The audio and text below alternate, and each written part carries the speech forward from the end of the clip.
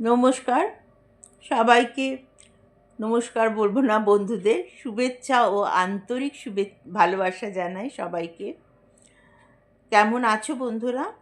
আমিও ভালো আছি। ভালো তো থাকতেই হবে, সংসার যুদ্ধ তো বাকি এখনো অনেক। কাজে সংসার মানেই যুদ্ধ করে যেতে হবে, কাজে ভালো থাকতে হবে। তার মাঝেই ভালো থাকতে গেলেই একটু নিজেকে নিজের জন্য সময় দিতে হবে। যার যা ভালো লাগে সেই ভালো লাগাটা খুঁজে নিতে হবে। আমার কবিতা ভালো লাগে, গল্প ভালো লাগে, আমি সেই জায়গাটা খুঁজে নিয়েছি। রান্না রান্না করতেও ভাল লাগে, কিন্তু ওই যে বললাম, রান্না করে দেখানোর মতো শক্তি আমার এখন নেই। ঠিক আছে, একবার ভিডিও করে রান্না ঘরে ভিডিও করে রাখবো, পরে তোমাদের দেখাবো আর একটা চ্যানেল খুলে। আর এই চ্যানেলটা সাহিত্যের জন্যেই থাকবে, কারণ সাহিত্য আমার ভীষণ বড় প্রাণের জিনিস। আর আজকে দুটো ছোট ছোট গল্প শুনে, অনুগল্প যাকে বলে, তাই পড়ে শোনাচ্ছি। প্রথম গল্পটা হচ্ছে ভালোবাসার ঘর। আমারই লেখা, পারমিতা চ্যাটার্জি।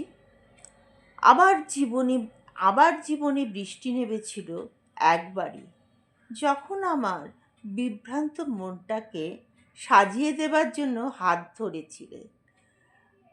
মনে হয়েছিল শুষ্ক জীবনের মাটিতে আচমকা বৃষ্টি ঝরে পড়ল। জীবনের গান শুনতে পেলাম, খুবই অল্প সময়ের জন্য।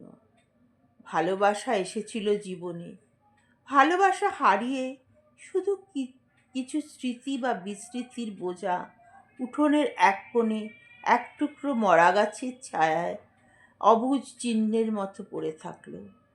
অবুঝ মন সবুজ মনের স্বাদ পেয়ে দুঃখকেই টেনে আনতে চায়। কেন বুঝতে চায় না? দুটো সমান্তরাল রেখা কোনো দিন এক হয়ে মিলতে পারে না। গোলাপ ফুল গাছেই সুন্দর লাগে, তুলতে গেলে হাতে কাঁটা ফুটে ফুটে রক্তাক্ত হয়ে যায়। ভালোবাসার আঙিনায় মনটা কাঁটায় রক্তাক্ত হয়ে যায়, তেমনই। তুমিও উঠে গেলে সাফল্যের উচ্চ শিখরে, আর আমি আগাছা হয়ে একধারে পড়ে থাকলাম। একদিন তোমার এক প্রোগ্রামে গিয়ে দেখলাম স্তাবকেরা ঘিরে ধরেছে অটোগ্রাফের জন্যে। আমি আমার চেনা ডায়েরিটা বাড়িয়ে ধরলাম, না তাকিয়ে সই করে দিলে। বাইরে বেরিয়ে কাগজটা ছিঁড়ে ফেলে দিলাম। স্বল্প সময়ে পাওয়া জীবনের ভালোবাসার ঘরটা এবার সত্যিই ভেঙে পড়ে গেল। আচ্ছা, আর একটা গান শোনাই, গল্প শোনাই।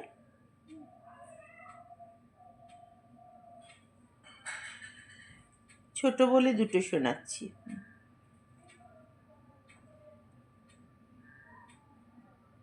এটা খুবই ছোট, একেবারেই অনুগল্প। আজকাল অনুগল্পর খুব চল হয়েছে, কারণ মানুষের পড়বার ধৈর্য নেই। কিন্তু অনুগল্প লেখা খুব কঠিন। সে শব্দ বেঁধে দেয়, 100 শব্দ, 150 শব্দ, 200 শব্দের মধ্যে লেখা।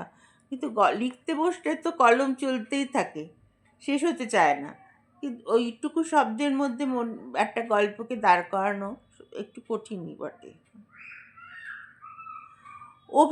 অফিসে বেরোবার আগে হঠাৎ রায়ের আবদারি কণ্ঠ, সন্ধ্যাবেলা একটু তাড়াতাড়ি এসো না প্লিজ। বিরক্ত অভিক বলে, কেন, আজ আবার কি? রায় বলে, দিদি আর সৌম্যদা আসবে বলেছে। আসবে? তা আমার তাড়াতাড়ি আসার কি আছে? ও, রায় বলে, তোমার কিছু নেই না? না, নেই। এর কিছুদিন পরে অভিক রায়কে বলে, শুনছ? হ্যাঁ বলো। আজ মায়ের চিঠি পেলাম, দাদারা আসছে সোমবার বিকুকে নিয়ে, কলকাতা কলেজে ভর্তি করতে হবে। কদিন থাকবে ওরা?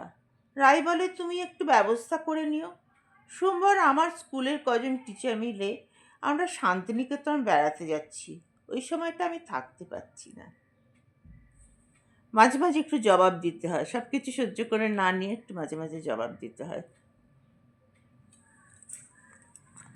আজকের মতো এখানেই, আবার আসবো কালকে।